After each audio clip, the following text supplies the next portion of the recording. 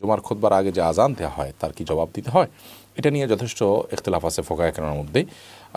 সবচেয়ে বিশুদ্ধতর মত হলো যে জুমার খুতবার ঠিক আগ মুহূর্তের আজানটিতে জবাব দেব না, কারণ ইমাম যখন বের হবেন খুতবার জন্য তখন কোনো কথা বলার ব্যাপার। আসসালামু আলাইকুম ওয়া রাহমাতুল্লাহি ওয়া বারাকাতুহু। আলহামদুলিল্লাহ, যিনারা আমার এই ভিডিওগুলো দেখছেন প্রত্যেককে বলবো ভিডিওগুলো দেখবেন, এক নজরেও দেখবেন। সঠিক এবং ঈমান বাঁচানোর জন্য আমি আপনাদের কাছে ভিডিও নিয়ে হাজির হয়েছি, একটা প্রশ্ন এবং উত্তর নিয়ে হাজির হয়েছি, যেটা আমাদের আকাবিরদের কিতাব অনুযায়ী প্রমাণিত আছে। তাই প্রত্যেক সাধারণ মানুষ এবং প্রত্যেকটা যুবক এবং ছেলেপেলেদের জন্য ঈমান এখন বর্তমান সময়ে বাঁচানোর জন্য আমি আপনাদের কাছে ভিডিও বানাই এবং কিতাব অনুযায়ী আপনাদের কাছে উত্তর নিয়ে হাজির হই। তাই প্রত্যেককে বলে বিরক্ত মনে না করে আপনারা ভিডিওটা দেখবেন এবং সেইভাবে আমল করার চেষ্টা করবেন। তাই প্রথমে একটা প্রশ্ন আমি নিয়ে এসেছি যে যখন জুম্মা যে সানি যে আজান দেওয়া হয়, ওই সানি আজানি কি সানি আজান যখন দেওয়া হয় ওই সানি আজানে আপনার উত্তর দেওয়া এবং মোনাজাত করা যাবে কি না সেই সম্পর্কে আমি আপনাদের কাছে হাজির হয়েছি। যে আপনার যে সানি আজানে জবাব এবং উত্তর কি দেওয়া এবং মোনাজাত করা যাবে কি না। তো খুতবা পূর্বে যে আজান দেওয়া হয় বা আজানের জবাব দেওয়া শেষে দোয়া পড়া যাবে কি না, এই সম্পর্কে আমরা ভিডিওতে দেখতে পাই অনেক আলেম অনেক রকমের বক্তব্য দিচ্ছে। আহলে হাদিস ফেরকা ওয়াহাবিলা মাঝহাবি যারা মাঝহাব মানে না, তারা বলছে যে না, সেই সময় উত্তর দেওয়া এবং মোনাজাত করা যাবে না। তাই যাবে কি যাবে না সেই সম্পর্কে আপনাদের সম্মুখে আমি হাজির হয়েছি। যে ফুরফুরা শরীফের উজ্জ্বল নক্ষত্র হজরত আল্লামা রুহুল আমিন বশির রহমাতুল্লাহ আলাইহি তিনার কিতাব ফতোয়া আমিনিয়া, এই কিতাবে দেখব যে সেই সময় উত্তর দেওয়া এবং মোনাজাত করা যাবে কিনা। তা আসুন দেখি দলিল ভিত্তিক একটু আলোচনা করে। সহিহ বুখারী শরীফ প্রথম খণ্ড 125 পৃষ্ঠায় লিখেছেন, হযরতে মুআবিয়া রাদিয়াল্লাহু তাআলা আনহু মিম্বারের উপর বসে জুমা আজানের জবাব দিয়েছেন। তিনি বলেছেন যে আল্লাহ রসুল সাল্লাল্লাহু আলাইহি ওয়াসাল্লাম এই স্থলে যে আজানের জবাব দিয়েছিলেন, আর আজান শুনলে দোয়া পড়ার কথা সহিহ বুখারী প্রথম খণ্ড 86 পৃষ্ঠায় লিখিত আছে। তাহলে আমরা এখানে বুঝতে পারলাম যে হযরতে মুআবিয়া রাদিয়াল্লাহু তাআলা আনহু থেকে কল পেয়েছি যে তিনি যখন মেম্বারে যখন বসতেন তা আজান যখন জুমা আজানের জবাব তিনি দিয়েছেন এবং তিনি আল্লাহ রসুল সাল্লাল্লাহু আলাইহি ওয়াসাল্লাম এই রূপে এই স্থলে আজানের জবাব দিয়েছে। তাই আজান শুনে তিনি দোয়া পড়ার কথাও বুখারী শরীফের মধ্যে উল্লেখ পাওয়া গিয়েছে। তারপরে হেদায়া টিকায় কেফায়া এবং পৃষ্ঠা নম্বর 1 প্রথম খণ্ড 205 পৃষ্ঠায়, তাহাতাবি প্রথম খণ্ড 347 পৃষ্ঠা, ফতোয়া ইসলামী প্রথম খণ্ড 768 পৃষ্ঠা, বাহারুর রায়েক দ্বিতীয় খণ্ড 155 পৃষ্ঠায় লিখিত আছে যে ইমাম যখন মেম্বারে বসবে দুনিয়ার কথা হচ্ছে মাকরু, দুনিয়াদারি কোনো কথা বলা চলবে না, দুনিয়াদারি কথা বলাটা হচ্ছে মাকরু, এবং দোয়া তাসবিহ মাকরু হবে না। এআই ফতোয়া কি গ্রহণ করার মত। তো এখানে আপনার বললেন যে কি যে তাহাতাবি 188 এবং 179 পৃষ্ঠা লিখেছে জবাব দেওয়া মাকরু হওয়া সহিহ মতে বিপরীত, তাই যঈফ মত। তাই এখানে বিস্তৃত দলিল জরুরি মাসাইল কিতাবের মধ্যে আছে।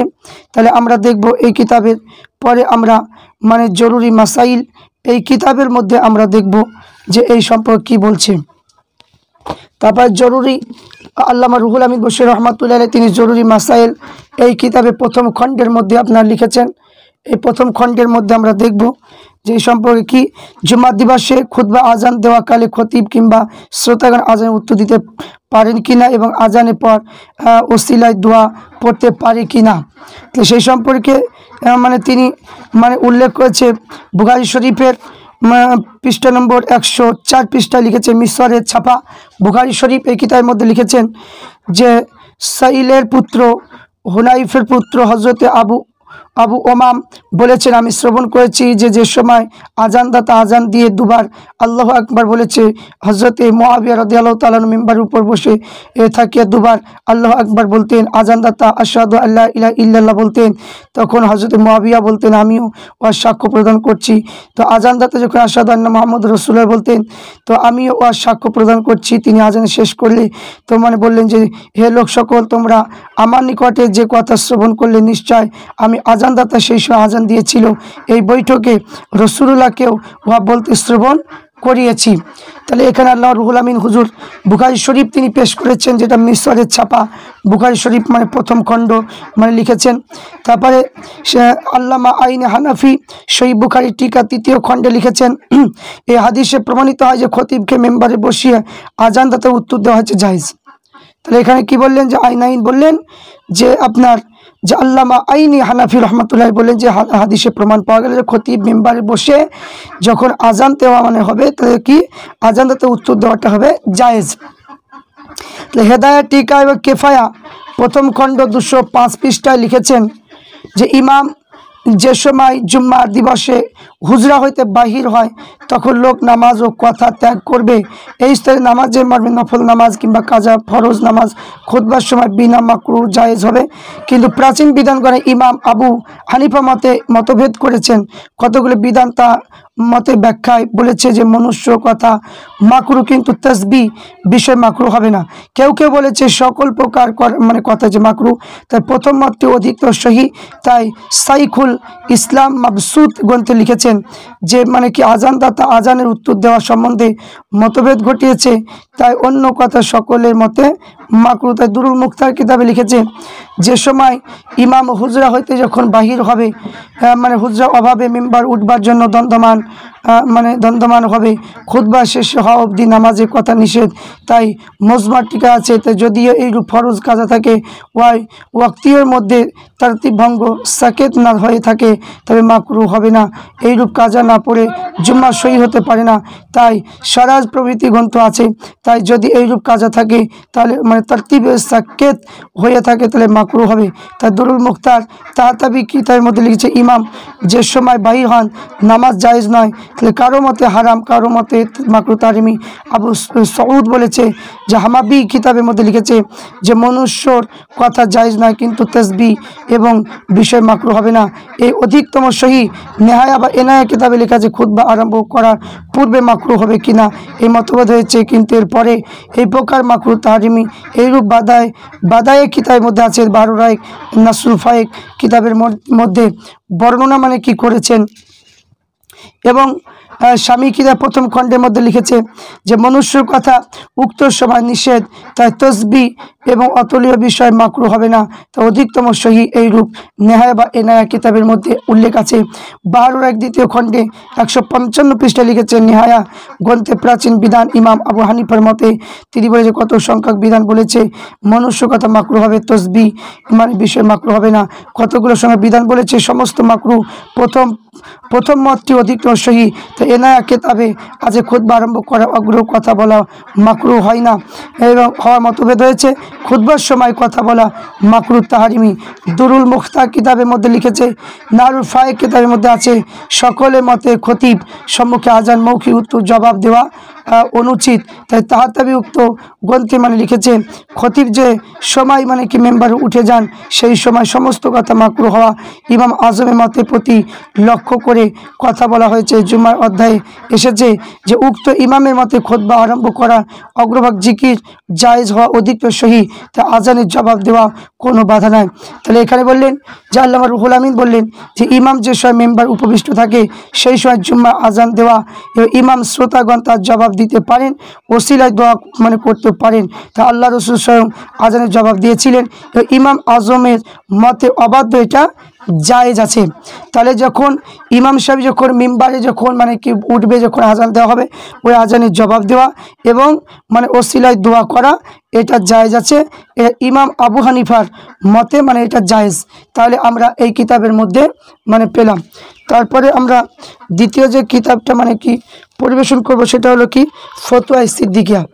এই ফতোয়া সিদ্দিকিয়া এই কিতাবের মধ্যেও আপনার লেখা আছে যে ফতোয়া সিদ্দিকিয়া এই কিতাবের মধ্যেও মানে কি লিখেছেন যে আপনার যে মানে কথা মানে কি যে দোয়া করা এবং মানে আপনার যে আজানে উত্তর দেওয়া এটা জায়েজ হবে কিনা সেই সম্পর্কে মানে লিখেছে যে হাদিসের টিকা আল্লামা আইনি হানাফি রহমতুল্লাহ তিনি বলছে হাদিসে তার প্রমাণ হয় যে মিম্বারের উপর খতিব আজানের উত্তর দিতে পারেন, উত্তর দিতে এখানে পারেন।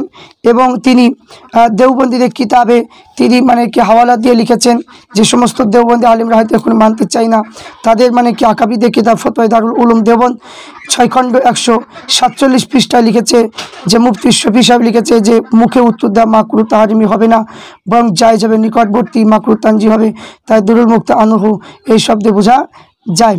তাই খুতবা আরম্ভ করবা আগে জিকির জায়েজ হওয়া অধিকতম সহি কাজে আজানের জবাব দেওয়া কোনো বাধা নাই। আজানের পরে হাত উঠিয়ে ওসিলায় দোয়া চাওয়া এটা জায়েজ এবং এই হাত উঠিয়ে দোয়া মানে চাইতে পারে। আজানে হাত উঠানোর সম্বন্ধে আশরাফ আলী থানভী ইমদাদুল ফতোয়া প্রথম পৃষ্ঠা লিখেছে খাস করে আজানের দোয়াতে হাত উঠাবার স্পষ্ট দলিল মানে আমভাবে দোয়াতে হাত উঠাবার বহু হাদিস রয়েছে।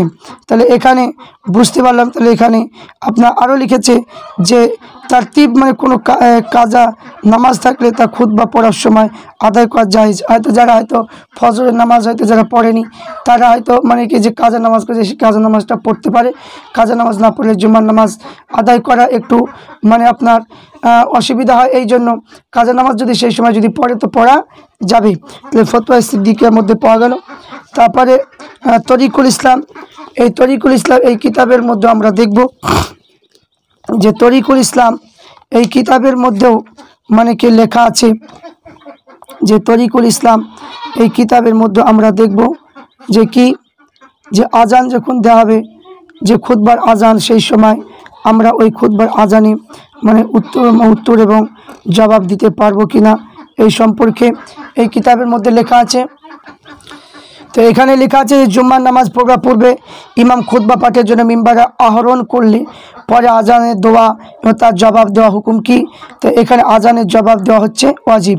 তাই হেদায়া কিতাবের মধ্যে জানা যায় যে ইমাম মেম্বারে দাঁড়ালে কালাম কথা বলা জায়েজ নয়। তাহলে আজানের জবাব দিতে হুকুম করলো, এটা কি মানে এটা কি কালাম নয়? এটা কালাম নয়। তো এটা বলছে এই কালাম শব্দ ব্যাখ্যা দুই প্রকার। আল্লাহ তাআলার কথাকে কালাম বলে, মানবের পঠিত কথা কালাম বলে। এবং হেদায়া কিতাবে লিখেছে ইমাম মেম্বারে দাঁড়ালে কালাম বলবে না, সেই কালাম আল্লাহ তাআলা কালাম নয়। তো মানব জাতীয় কালাম কথা মানব কথা জাতীয় কালাম বললে জায়েজ নাই বলেছে। তার প্রমাণ দেখো স্বামী হাসাদ তাহাতাবি হেদায়া ব্যাখ্যা এনায়া কিতাবের জুম্মার আলোচনা লিখিত আছে। ইমাম মেম্বারে বসলে আল্লাহ কালাম জাতীয় তসবিহ দোয়া পাঠ করা শুদ্ধ মতে জায়েজ আছে এবং আল্লাহ কালাম জাতীয় তসবিহ মানে জায়েজ আছে। এনায়া কিতাবে আছে কালামের অর্থ দিনই দুনিয়াবি কথা, তাই দুনিয়াবি মানে কি কথা বলা সেখানে জায়েজ নাই। তো সেখানে দুনিয়াদারি মানে জায়েজ নাই। তবে আজানের জবাব শেষে দোয়া পড়তে হয়, তার সময় পড়তে পারবে কিনা। জিকির ও তসবিহ দোয়া পড়া জায়েজ, উক্ত দোয়া পড়া মানে জায়েজ হবে, কোনো কারণ নাই। তাহলে এখানে আমরা বুঝতে পারলাম কোনো কারণ নাই। তারপরে বলছে কি যে দোয়া পড়ে হাত তুলিয়ে মুখ্যমন্ত্রী মশা দোয়া এবং আমরা মোনাজাতের সময় করে থাকি এটা জায়েজ হবে কিনা। এটা ফতোয়া আলমগীরির মধ্যে আছে যে মানে কি এই মর্মে জানা যায় দোয়া পড়ে হাত তুলে মুখ্যমণ্ডলী মাসা করা হচ্ছে মুস্তাহাব। তাহলে আমরা এখানে বুঝতে পারলাম যখন ইমাম সাহেব যখন খুতবা যখন দেবে, ইমাম সাহেব যখন খুতবা দেবে, এই খুতবা যখন সানি আজান হবে ওই আজানের সময় ইমাম সাহেব উত্তর দিতে পারবে এবং সবাই উত্তর দিতে পারবে এবং আজানে আপনার মোনাজাত মানে করতে পারবে, এতে কোনো অসুবিধা নেই। আমরা কিতাব অনুযায়ী মানে দেখলাম হানাফি মাযহাবের কিতাব অনুযায়ী হাদিস অনুযায়ী আল্লামা রুহুল আমিন তিনি বিস্তারিত আলোচনা করিয়েছেন। তাহলে এখান থেকে আমরা সঠিক মতটা পেলাম যে আজানের জবাব দেওয়া এবং সেই সময় আজানের মানে কি যে দোয়াটা আমরা পড়ি সেই দোয়াটা করা জায়েজ আছে। ইনশাল্লাহ আমরা এই আমলটা আমরা করব, আমরা তাদের কথা আমরা মানব না, এই আমলটা আমরা মানে করে আসছি আগে থেকে। আলহামদুলিল্লাহ নাহমাদুহু ওয়া নুসাল্লি আলা রাসূলিহিল কারীম, আম্মা বাদ। যে সমস্ত যুবক ভাইয়েরা এবং যিনারা আমার এই চ্যানেলে যিনারা যুক্ত হয়ে আছেন প্রত্যেককে জানাই আন্তরিক শুভেচ্ছা।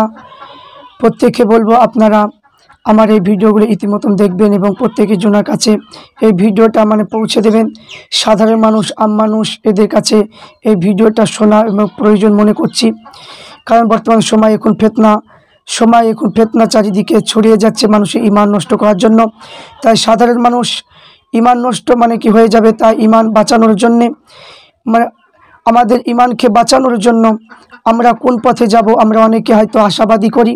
তাই আমাদের ঈমান বাঁচানোর জন্য আমাদের আকাবির আল্লামা রুহুল আমিন বশির রহমাতুল্লাহ আলাইহি তিনি যে কিতাব লিখেছেন দাদা হুজুর পীর রহমাতুল্লাহ আলাইহি অনুমোদিত কিতাবে আমরা সেই মানে কি যে এখন বর্তমান যে ফিতনা হচ্ছে সেই ফিতনার উত্তর সব লিখে দিয়ে গিয়েছেন। তাই আজকে আপনাদের সম্মুখে একটা প্রশ্ন নিয়ে হাজির হয়েছি যে জুম্মার আজান যে একটা না দুটো, আর জুম্মার আজান মানে দুটো হবে কেন, আর জুম্মার আজান কোন জায়গায় মানে দিতে হবে, মানে জুম্মার আজান দুটো এবং জুম্মার স্থানী আজান কোথায় দিতে হবে এই সম্পর্কে আলোচনা করব হানাফি মাযহাবের কিতাব অনুযায়ী। তা আসুন আমরা দেখব যে ফতোয়ায়ে আমিনিয়া এই কিতাবের মধ্যে আমরা দেখব যে আপনার জুম্মার আজান মানে কি যে দুবার হওয়ার কারণটা কি। এই সম্পর্কে আহলে হাদিস ফিরকাল্লাহ মাযহাবি যারা মাযহাব মানে না, যারা হচ্ছে ইংরেজদের তৈরি যে দল, এই দলের মানে কি খণ্ডন করতে হবে, এই দলের মানে কি আশা আমরা করি না। কারণ এটা হলো জাহান্নামী যে 72টা দল 73টা দলের মধ্যে 72টা দলের মধ্যে এই আহলে হাদিস ফিরকারা পড়ে, কারণ এরা মাযহাব অস্বীকার করে এই জন্য। তাই তারা বলছে যে একটা আজান সেই সময় ছিল, দুটো আজান হবে না, তাই তারা একটা আজান মানে তারা বাইরে দেওয়ার কথা বলে। তাই আমি আপনাদের কাছে উত্তর নিয়ে এসেছি যে জুম্মার আজান দুটো হবে এবং জুম্মার আজান দুটো এবং প্রথম আজানটা হবে বাইরে আর দ্বিতীয় আজান হবে ইমামের সম্মুখে। এই দুটো প্রশ্ন মানে আপনাদের সম্মুখে বিস্তারিত আলোচনা করব, আপনারা ভিডিওটা সকলে শুনবেন। জুমার নামাজে দুবার আজান দেওয়ার কারণ কি? আল্লাহ রসুল সাল্লাল্লাহু আলাইহি ওয়াসাল্লাম প্রথম দুই খলিফার সময় একবার আজান হতো। হযরত উসমান গনি রাদিয়াল্লাহু তাআলা আনহুর সময় মুসলমানদের বস্তি বিস্তৃত হওয়ার কারণে এই আজান দিয়ে খুতবা নামাজ পড়াতে অনেকে নামাজ ফৌত হয়ে যেত। তাই তিনি দুই আজানের ব্যবস্থা করলেন।